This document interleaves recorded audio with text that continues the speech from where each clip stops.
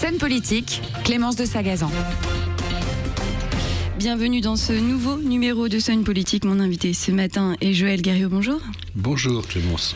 Vous êtes maire UDI de Saint-Sébastien-sur-Loire, sénateur de Loire-Atlantique et vice-président de l'Association des maires de France dans le département.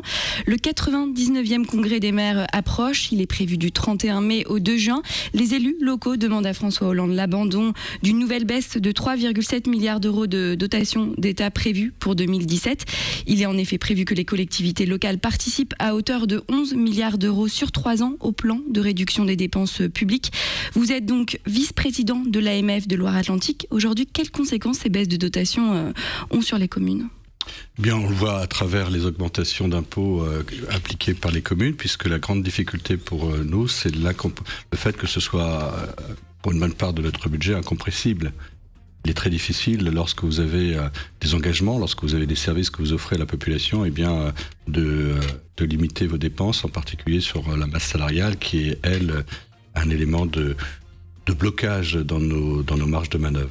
Alors, plus vous avez de services à la population, plus vous avez d'activités qui sont inscrites au quotidien dans votre commune, et plus il est difficile de réduire vos dépenses. Donc vous le faites, mais on est arrivé à des niveaux qui sont extrêmement difficiles.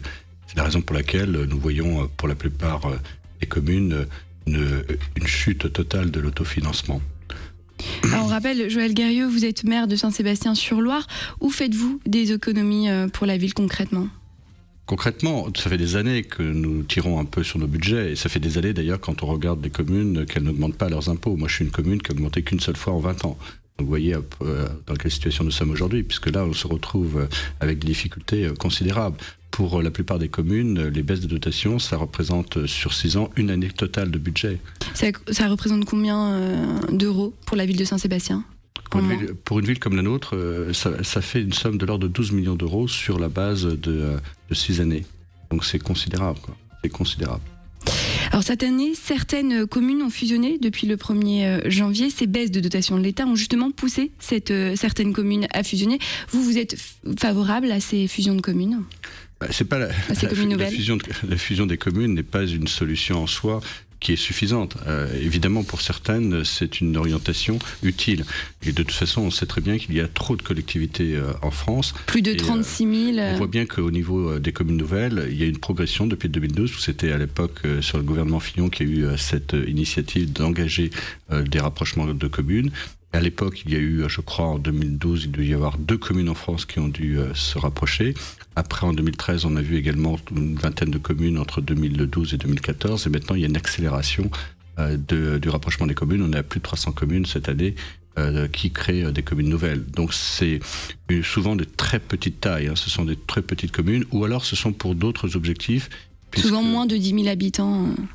Oui, souvent, mais il peut être on peut trouver également des cas où il va y avoir des regroupements de communaux pour créer ce qu'on appelle des communautés d'agglomération. Puisque pour créer une agglomération, il faut que la commune centre fasse au moins 15 000 habitants. Ce qui explique pourquoi, dans certaines situations, on voit des communes de plus grosse taille qui se rapprochent pour pouvoir créer ces communautés d'agglomération qui bénéficient à ce moment-là, de la part de l'État, d'aides supplémentaires et de dotations plus importantes. Donc c'est un calcul un petit peu d'intérêt. Ce phénomène, on le voit en Loire-Atlantique. Beaucoup de communes quelques communes ont fusionné. Oui, quelques communes ont fusionné. Là où il y a... Alors par exemple sur Varade, là ce sont 4 communes qui ont créé Loire-Auxence. Donc c'est un cas à 4 communes, c'est assez rare. En général, ils sont par 2 communes, comme Echéméré, comme dans d'autres secteurs. Oui. Mais en général, c'est 2 communes. Mais il peut arriver qu'il y en ait plus. Il y a eu aussi des objectifs, parfois, de regrouper l'ensemble des communes au sein d'une intercommunalité pour créer une commune nouvelle. Et la plupart de ces communes l'ont fait car, vu les baisses de dotation de l'État, elles ne s'en sortaient plus. C'était un des éléments qu'ils ont pris en considération, mais il y en a aussi d'autres. Comme lesquels ? D'abord parce que on voit bien les fonctions même des communes se diluer dans les intercommunalités. De plus en plus, les intercommunalités prennent de l'importance, c'est bien que la commune se trouve de plus en plus en réduction de compétences. Il peut y avoir intérêt, finalement, à peser davantage dans l'intercommunalité en se regroupant et en créant une seule commune. Il y a aussi, je pense aussi, une question liée à l'implication des élus. C'est très lourd. de plus en plus lourd, puisqu'il faut être à la fois sur sa commune, mais il faut aussi être sur l'intercommunalité. Et ce poids que l'on doit avoir conduit finalement les communes, les élus locaux à s'impliquer énormément. Ils peuvent avoir aussi ce type d'intérêt. Ce n'est pas simple de créer des intercommunalités. Hier, j'étais sur... Au niveau administratif, vous dites Asmer qui s'est rapproché de Barbechat. Et on voit bien que dans chaque cas, on est dans des cas très très différents selon comment les élus s'entendent et quelle est véritablement leur détermination. On va revenir à ce congrès des maires. François Hollande clôturera le 2 juin ce congrès. Quels autres gestes attendez-vous de la part du président ? Quels autres gestes ? Eh bien d'abord, la prise en compte de nos intentions, en particulier du fait de la proximité qu'il y a entre le moment où nous aurons ce congrès des maires et les décisions que l'État fera ministère par ministère dans des domaines qui peuvent nous impliquer. Ça peut être le logement, ça peut être dans bien d'autres domaines que la question des dotations. Et en l'occurrence, je tiens à souligner que jusqu'à maintenant, tous les congrès des maires avaient lieu en automne. En 2015, du fait des événements terroristes de cette période-là, nous avons dû déplacer notre congrès, ce qui d'ailleurs coûte très cher à l'AMF, puisque nous avons eu en perte sèche un certain nombre de charges irrécupérables. Et nous comptons beaucoup pour une forte mobilisation sur la fin de ce mois de mai. Vous serez-vous présent à ce congrès ? Bien sûr que j'y serai, bien sûr, évidemment. Et nous espérons surtout que, compte tenu que c'est la première fois que nous le faisons dans cette période, nous nous sommes dit que c'était probablement une excellente opportunité, puisque nous serons plus près des décisions que l'État prendra pour la préparation de ses budgets 2017.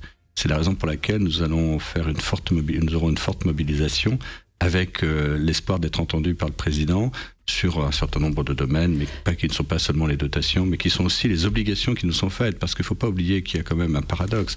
C'est que d'un côté, on réduit nos moyens par des dotations plus faibles, mais on nous oblige souvent à engager des dépenses supplémentaires parce que l'État prend des orientations qui répercutent sur nos obligations et fait de nous finalement une vache à lait qui n'a plus aujourd'hui du tout les moyens de produire le lait que l'État souhaiterait tirer de nous.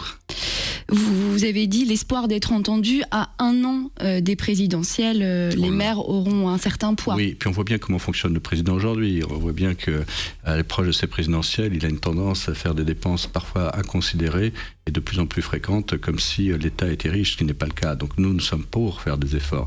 Simplement, nous pensons que nous devons... Vous êtes pour faire des efforts, mais contre ces baisses de dotation de l'État ?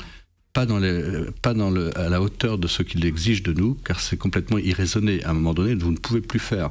Et en fait, quand l'État annonce des baisses d'impôts, c'est complètement incroyable. D'un côté, il annonce des baisses d'impôts, et nous, élus locaux, il nous oblige à augmenter les impôts. Il nous y oblige dans la mesure où il nous assèche et que nous avons des obligations, comme je l'expliquais tout à l'heure, incompressibles. Dès l'instant où vous avez face à vous l'obligation de rémunérer un personnel qui, par nature, est titulaire à vie, vous n'avez pas la possibilité, évidemment, de passer par ce type de réduction que ferait une entreprise privée qui dirait bon, ouais, je peux plus payer mon personnel, donc je licencie. Nous ne pouvons pas prendre cette mesure. Donc nous sommes bien obligés de passer par une augmentation d'impôts. Il n'y a malheureusement pas d'autre solution pour nous. Et c'est à Saint-Sébastien-sur-Loire.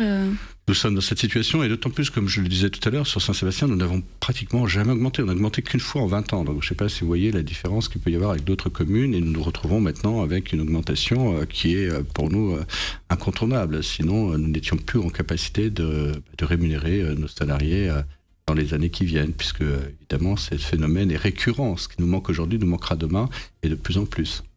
À 1 an donc des présidentielles, on l'a dit, l'occasion aussi pour les candidats à la primaire de saluer les maires pour obtenir leur parrainage.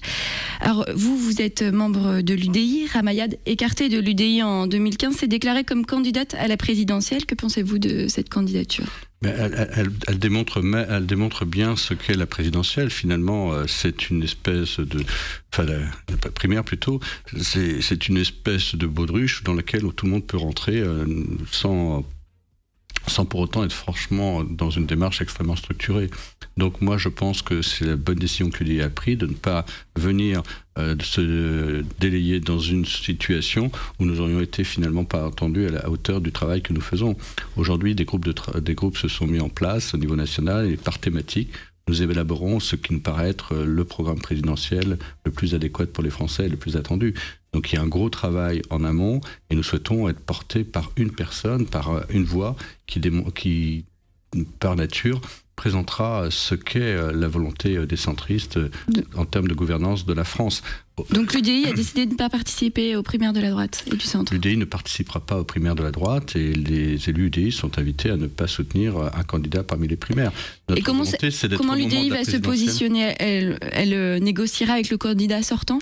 Alors nous avons deux possibilités. Quand nous connaîtrons le candidat sorti des primaires, nous aurons la possibilité soit de négocier avec ce candidat pour mesurer sa capacité à porter les valeurs et les projets que nous aurons créés, que nous aurons mis en place, puisque nous avons actuellement la rédaction d'un programme pour la présidentielle, ou soit nous mettrons un candidat, mais qui sera le candidat des centristes, de façon justement à être et qui sûr pourrait de la force être que nous donnerons à notre message. Ce leader, qui pourrait être ce leader selon vous? Mais des leaders, on peut en trouver au sein de l'UDI. On a d'abord un président, notre président qui est Christophe Lagarde. Jean-Christophe Lagarde pourrait très bien être notre candidat. Il a tout à fait le potentiel, il a une capacité intellectuelle tout à fait remarquable, et je pense qu'il pourrait parfaitement être le candidat de l'UDI. Merci Joël Guerriau d'avoir répondu à nos questions. On continue nous en musique avec Michael Sembello avec son titre Maniaque.